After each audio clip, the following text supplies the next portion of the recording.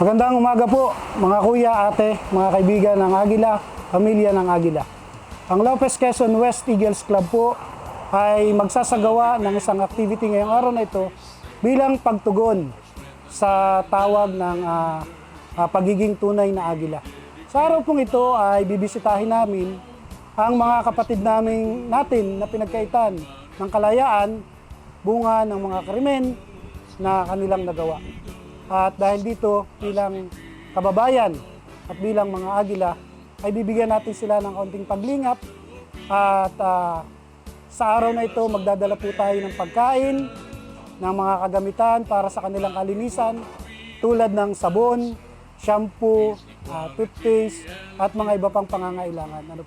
Hindi naman po kung sila ay nakagawa ng kasalanan sa ating lipunan, ay sila ay atin ng tatalikuran. Baka po ang pagkilos natin bilang Agila ay makatulong para sa pagmumulat nila na ang kasayahan ng buhay ay nasa pagtulong sa kapwa at hindi nasa paggawa ng masama.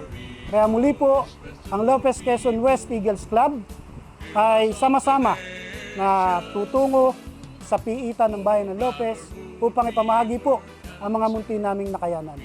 Kaya po, sa araw na ito, sana po sa mga susunod na panahon ay kayo rin po ay makasama namin sa gawain ito. Mabuhay ang Agila!